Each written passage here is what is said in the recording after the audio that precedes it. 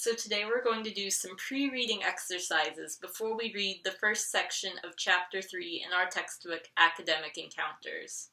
Pre-reading exercises are a great way to get ready to read something, especially if you're not quite there with your English for the level of the reading.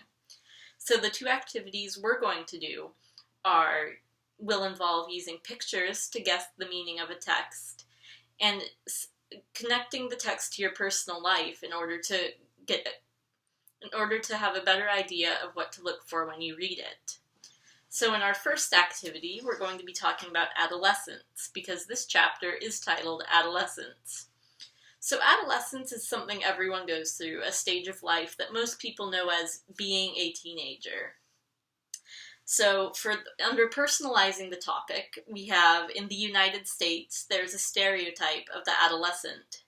This stereotype reveals someone who has many problems, is often rebellious, and does not communicate well with his or her parents. Now, the stereotype of adolescence may be different in your country, but everyone has gone through adolescence or will go through adolescence.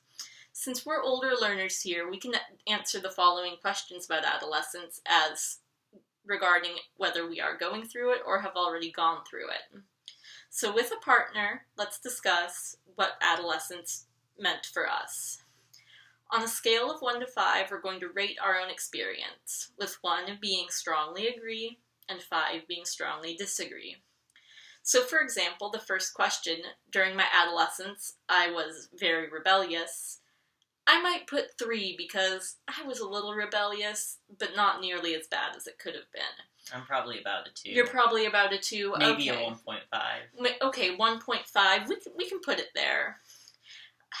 Were you often in conflict with your parents? My dad, but not my mom. Your dad, but not your... So, maybe a 3? 3 on that. I'd probably put a 3, too. Were you full of negative thoughts about life? Middle of the road, 3. So 3. I would probably put a 1. I was pretty full of negative thoughts. Now, finally, One's strongly agree? Yes. Oh, then I was probably a 5 on the rebellious scale.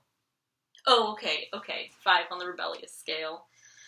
What about, were you under a great deal of stress? Yes. I think almost everyone can put a 4 or a 5 for that. So now, if we had the rest of the class, we would compare answers to the rest of the class, but since we only have some stuffed animals and they cannot speak, we're just going to move on to our second activity, which is previewing the text through its graphics. Now, there are only a couple of graphics here, but we can still tell a lot just by looking at the pictures.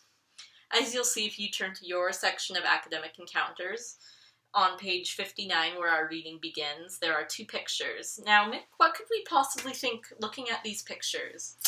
Just look at them for a few seconds and think about, without reading anything, what they might mean about the reading. Subcultures, goth, punk, emo. Goth, punk, okay. Probably rebellion. Okay, Negative. You probably don't have a grasp of slang like that. Sorry. Anyway... Negative. So I would be thinking about appearance. Maybe you'll talk about appearance, outward grooming, how people act. Maybe identity, if we wanted to use that vocab word. And then the second picture, I think, to me it looks like a mother and a daughter. Yeah, but they're washing dishes. So chores. No one's favorite thing. They look happy, family togetherness. Yeah. Sort of the non-rebellious side. Sort of going against the stereotype that we just answered questions about. Me as a teenager. So maybe it'll talk about relationships and family, and because your relationships change a lot as an adolescent or as a teenager. So let's go through the reading. I'm going to start by reading the first paragraph, and then I'm going to ask Mick if he'd like to read the second one. So, first paragraph, defining adolescence. The period of development that we call adolescence is an exciting one. It is filled with discovery, turmoil, growth toward independence, and the beginning of lifelong commitments.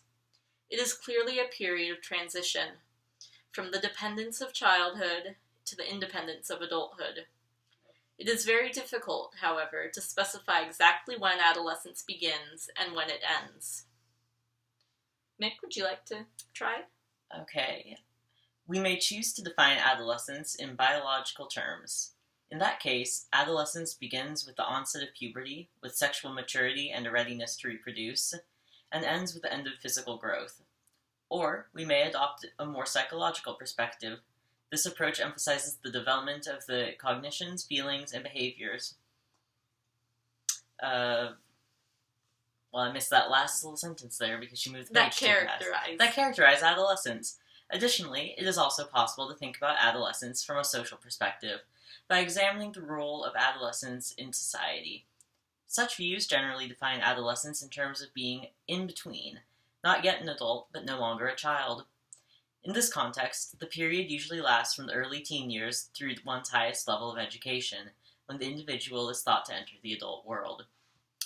Actually, very good job, Mick. Actually, whether we accept a biological, psychological, or social approach to defining adolescence, we usually are talking about people between the ages of approximately 12 and 20.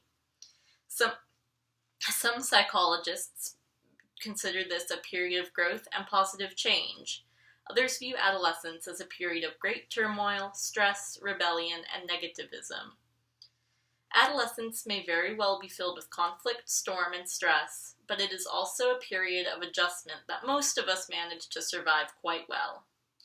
In fact, the picture of the troubled, rebellious, difficult, and uncooperative adolescent is probably more a social stereotype than a reality. So, now, having read through the reading, we can think back to those pictures, and were our guesses correct about what this might be about? It certainly addressed the negativity of the first image, picture, but also refuted it. Yes, by considering what the kind of happy, loving family in the second image. Exactly. So, looking at the pictures is a good way to just get a basic idea of what it might be about. You're not going to get details from pictures, but it's still always worthwhile to go over pictures before doing a reading, and any other graphic cues that might be there, such as tables, charts, organizers. Any of that can give you information that the reading might not give you on first glance. And I think that goes for all languages that you're learning. Absolutely. I certainly do that in German. Absolutely, and you are a student. Please remember that. I'm sorry. Thank you. That's the end of the lesson.